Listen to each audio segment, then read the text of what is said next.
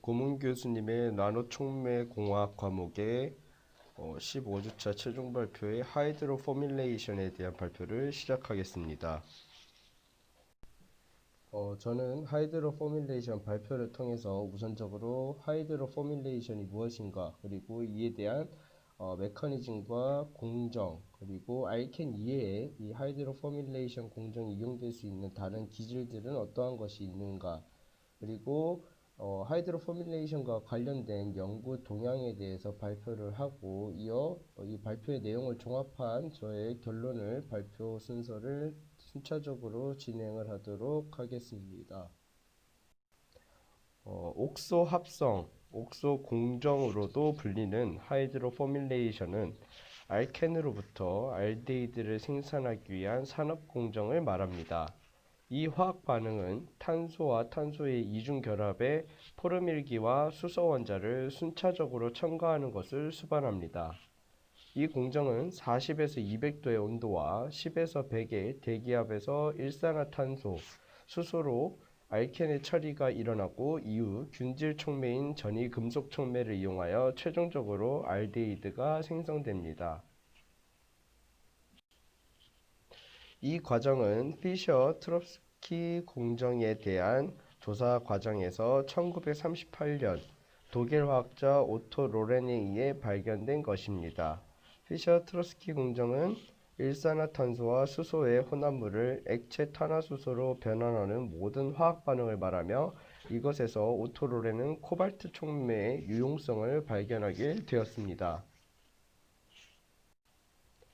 이후 트리뷰틸 포스핀 PbU3 이것으로서 코발트 촉매화된 공정의 선택성을 개선시켰음이 발견되었습니다.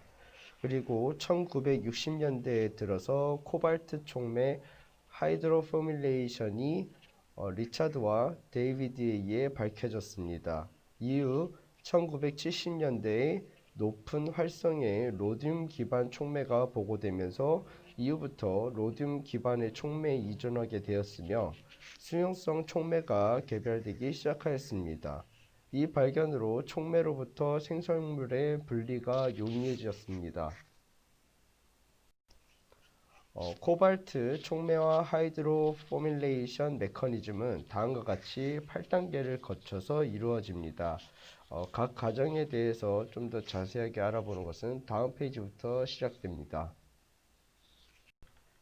첫 번째 스텝 1에 대한 내용입니다. 첫 번째로는 코발트 테트라 카보닐 하이드라이드로부터 일산화탄소의 해리로 시작하여 16전자종을 제공하게 됩니다. 스텝 2에서는 두 번째로는 이제 알켄의 후속 결합이 일어남으로써 18전자종을 제공하게 됩니다. 스텝 3에서는 올레핀이 16전자종 알킬 트리카보닐을 제공하기 위해 삽입되기 시작합니다.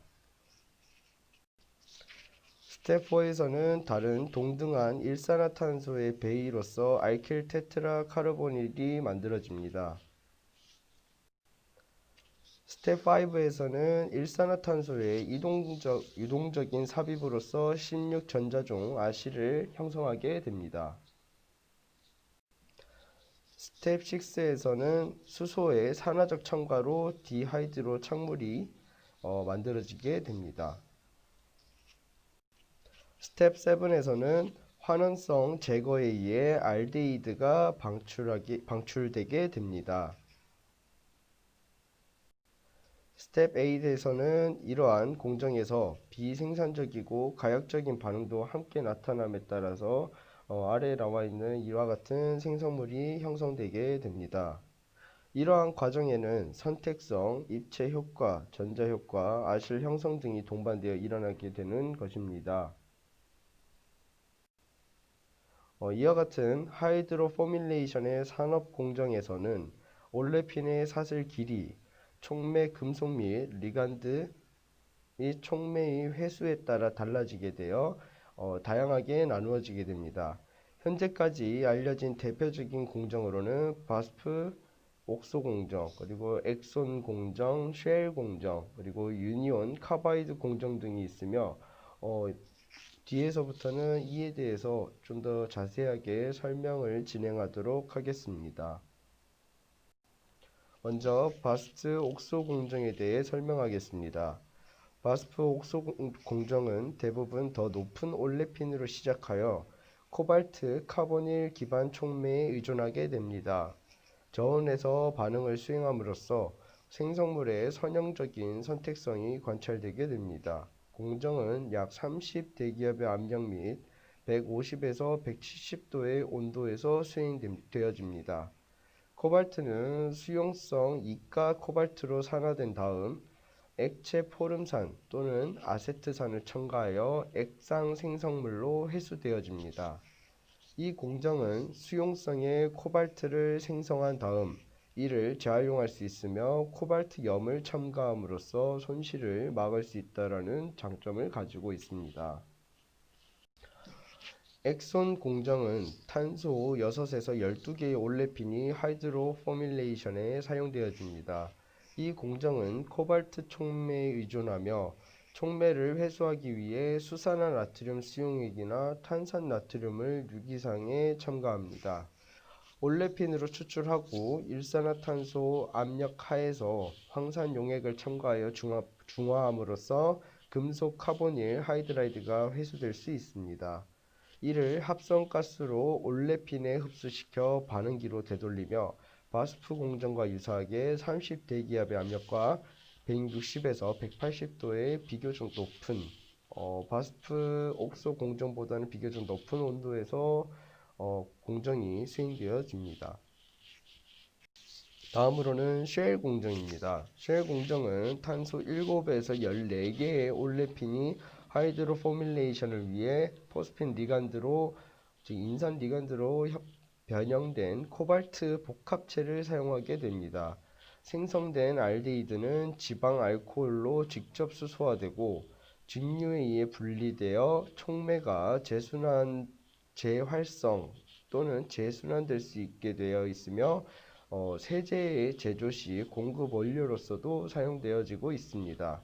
공정은 약 4에서 8 대기압의 압력과 150에서 190도의 온도에서 수행되어짐으로써 비교적 매우 낮은 대기압에서 이루어지는 것을 알 수가 있습니다. 다음으로는 유니온 카바이드 공정입니다. 이 유니온 카바이드 공정은 저압 옥소 공정으로도 알려져 있으며 하이드로 포뮬레이션을 위해 1차 알데히드 고분자 축합 생성물을 생성하기 위해 오일에 용해된 로듐 촉매에 의존합니다. 반응 혼합물은 휘발성 성분으로부터 떨어지는 필름 증발기에서 분리되고 액체상에 증류시켜 부티르 알데히드를 우선적으로 제거하며 하부 생성물을 함유하는 촉매는 공정에 재사용되어질 수도 있습니다. 공정은 약 1.8 대기압의 압력과 95에서 100도에서 수행되어집니다. 다음으로는 알켄 이외에 사용되어질 수 있는 다른 기질들에 대한 설명을 진행하겠습니다. 코발트 카르보닐 및 로듐 착물은 포름알데히드 에틸렌 옥사이드의 하이드로 포뮬레이션의 촉매로 이용되어 2하이드록시 아세트 알데히드와 3하이드록시 프로판 알데히드를 생성해내고 각각 에틸렌 글리콜과 1,3 프로판 디올로 수소화될 수 있습니다. 반응은 산성이 아닌 연기성일 때 보다 잘 작용되어지는 것으로 알려져 있습니다. 또한 알릴 알코올과 같은 적용 가능한 올레핀은 하이드로 포뮬레이션에 이용될 수도 있습니다. 이는 여러 공정 등을 거치면서 최종적으로 1,4부탄디올을 얻을 수 있게 됩니다. 다음으로 아크릴산 및 메타크릴산의 하이드로 포뮬레이션은 로듐 촉매를 통해 마르코프, 니코프 생성물이 생성되어집니다. 온도, 압력에 따라서 반응의 빠르기 등 다양한 변화가 일어날 수 있는 것도 특이적이라고 할 수가 있습니다. 다음의 표는 코발트와 로듐 이외의 촉매로서 이용되어질 수 있는 금속 이온들에 대해서 각각의 회수율 또는 재활성률이 강한 순서대로 표기한 것입니다. 보시는 바와 같이 재활성률 또는 회수율이 높은 것은 로듐, 코발트가 압도적으로 높은 것을 알 수가 있고, 이외의 것들은 오히려 재활성이 어렵다라는 것을 알 수가 있습니다. 이를 통해서 현재까지 로듐이 촉매로서 가장 주되게 사용되어지는 이유에 대한 설명이 충분히 될 것으로 생각됩니다. 이러한 하이드로 포뮬레이션과 관련된 연구 동향들을 살펴보면 최근의 논문들은 대부분이 중국에서 이루어졌음을 알 수가 있습니다. 첫 번째로 대체 알칼리성 유도체로서의 로듐 촉매의 마코브니코프 하이드로 포뮬레이션에 대한 내용으로 2020년에 양 지아신이 보고한 논문도 있으며, 또한 하이드로 포뮬레이션 시 효과적인 보호제로서 코발트와 이산화 규소의 촉매로 인한 금속 침출의 억제를 할 수 있는 것에 대한 내용으로 중국의 양용이 작성한 논문도 있으며, 또한 로듐 입자를 촉매로 하여 유기 리간드의 자유 하이드로 포뮬레이션이 일어날 수 있도록 하는 것으로서 중국의 류 시아주안이 보고한 논문도 있었습니다. 또한 제트루프 리액터를 이용한 불포화 원래 화학 물질의 수용성의 두 개상의 하이드로 포뮬레이션의 반응에 대한 그 개선을 했다라는 것에 대한 논문으로서 영국의 헤르만이 작성한 논문도 있었습니다. 다음으로는 하이드로 포뮬레이션에 의한 고무CU에서 나온 보온성이 있는 폴리우레탄과 접착제의 소재 개발에 관한 연구가 있었습니다. 이 또한 중국에서 보고되었습니다. 다음으로는 초분자 케이지로서 이제 로듬 촉매에 의한 선택성의 어떤 수용성에 대해서 나타낸, 즉 선택성에 대해서 그 규모가 어느 정도가 될 수 있을지에 대한 내용으로서 프랑스에서 보고된 논문이 있으며, 또한 다공성 유기 종합체인 올레핀의 하이드로 포뮬레이션을 이용한 위한 재사용이 가능한 촉매로서의 로듐의 가능성에 대한 논문으로서 중국에서 2019년도에 보고된 바도 있었습니다. 다음으로는 단사슬 알케인의 하이드로 포뮬레이션에 의한 이소알데하이드의 높은 선택성이 어느 정도인가에 대해서 2019년 중국에서 보고된 바가 있었습니다. 이와 같이 하이드로 포뮬레이션은 우선적으로 로듐 촉매에 의존하고 있다는 것을 볼 수가 있으며, 또한 앞서 이야기한 이론에서는 세제로의 개발로도 이용이 되어진다고 했는데, 이와는 별개로 고무신이나 다양한 지방산을 이용하여 하이드로 포뮬레이션으로서 어떤 소재 개발이 가능하다는 것 또한 알 수 있는 자료라고 생각이 듭니다. 다음은 수용상의 올레핀의 두 개의 상으로서 하이드로 포뮬레이션이 이루어지는 것에 대한 논문의 자료였습니다. 보시는 아래 그림과 같이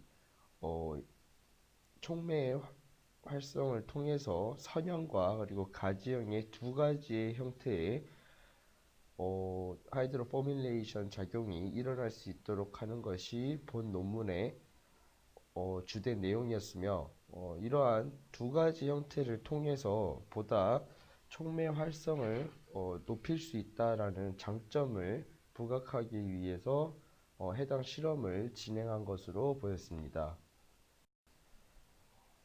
보시는 그림은 우선적으로 에멀전화된 촉매가, 즉 두 개의 상이 존재하는 에멀전으로서 이제 혼합되어 있는 상태에서 냉각과 그리고 교반 등을 통해서 이 혼합물이 두 개의 상으로서 형성이 되어지고, 이 과정에서 이제 촉매의 재활성이 지속적으로 이루어짐에 따라서 재회수율의 증가 효과를 얻을 수가 있습니다. 또한 이렇게 만들어진 두 개의 상의 촉매는 제품을 즉 생성물을 만들어내는데 보다 효과적인 방법이 될 수 있는 것을 나타냈습니다.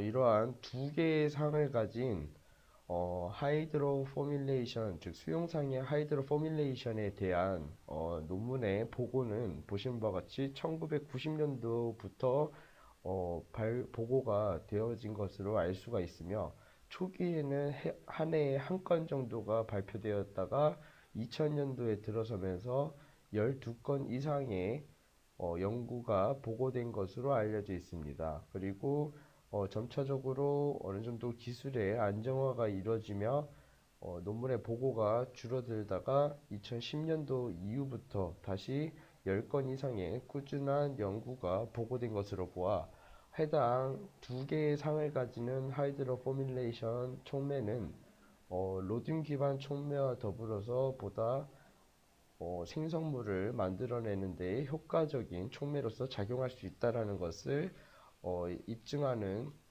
데이터가 될 수 있는 것으로 볼 수 있습니다.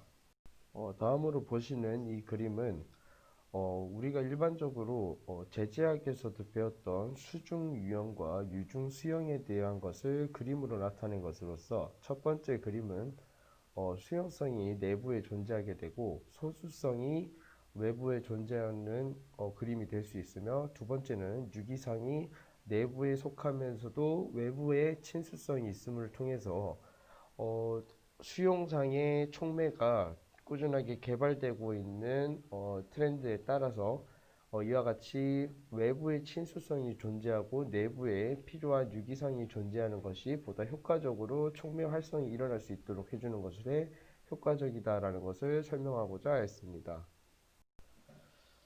다음으로는 사이클로덱스트린으로 구조화된 포스핀에 대한 설명입니다. 본래 일반적으로 우리가 알고 있는 사이클로덱스트린은 6개에서 12개의 포도당 분자가 육각형의 고리 모양의 구조로서 결합되어지는 것을 얘기하며, 보통 알파 1사 글루코시드 결합으로서 결합이 되어집니다. 해당 작업들을 통해서 이 사이클로덱스트린의 경우에는 알파, 베타, 감마 사이클로덱스트린으로 분류되어질 수가 있는데, 이러한 사이클로덱스트린이 포스핀에 결합을 함으로써 보다 원활한 촉매 활성을 일으키는 데에 도움이 될 수 있는 것으로 보고되어졌습니다. 보시는 그림은 수용성의 모노메릭 그리고 트리메릭 설포네이트 리간드를 얘기하는데, 리간드는 반응성이 즉 수용성이 큰 부분들로부터 특이적으로 결합하는 구조를 얘기하는데, 모노의 1가와 그리고 3가의 트리메릭을 그림으로 나타낸 것인데, 이 수화에 보다 도움이 되는 NaSO3가 3개가 붙어져 있는 트리메릭이 보다 높은 효소 활성을 나타낼 수 있는 것으로 보이며, 이러한 리간드가 형성될 수 있는 것에 대한 연구가 꾸준히 진행되고 있는 것으로 알려져 있습니다. 이와 같은 내용들은 해당 하이드로 포뮬레이션에 대한 내용들을 종합하여 정리한 것입니다. 먼저 이 하이드로 포뮬레이션은 피셔 트러스코프의 공정에서 오토 로렌이 연구를 통해서 얻어낸 결과물이라고 할 수가 있겠습니다. 초기의 촉매로서는 코발트 촉매가 주로 이용이 되어져 왔으며, 이후에 로듐 촉매가 그 회수율이나 활성률이 높다라는 것을 확인함으로써 이후부터는 로듐 촉매에 의존하게 되었습니다. 그 이후부터는 보다 높은 활성률과 재회수율을 위해서 수용상의 촉매를 개발하기에 이르렀고, 현재는 로듐에 특이적으로 제작된 리간드가 결합될 시에는 보다 높은 활성과 회수율 등을 가질 수 있는 것으로 보고되어졌습니다. 다음은 해당 하이드로 포뮬레이션에 대한 학습을 통해 얻은 저의 결론입니다. 촉매화된 하이드로 포뮬레이션을 통해 올레핀은 알데히드로 변환이 되는데, 해당 분야에 대한 꾸준한 연구를 통해 메커니즘에 따른 에너지 계산이 가능해졌다는 것을 알 수가 있었습니다. 또한 다양한 유형의 인산 리간드와 코발트 및 로듐 기반 촉매들이 도입됨으로써 보다 다양한 생성물을 얻을 수 있게 되었고, 그 수율 또한 증가하고 있는 것을 확인할 수가 있었습니다. 로듐 촉매에 대해 특별히 설계된 리간들을 사용할 경우에는 보다 높은 선택성을 가질 수가 있음에 따라서 로듐에 기반한 촉매가 꾸준히 개발될 것이고 그 종류도 매우 다양화되어질 것이라고 판단하였습니다. 이로써 하이드로 포뮬레이션에 대한 발표를 마치도록 하겠습니다. 감사합니다.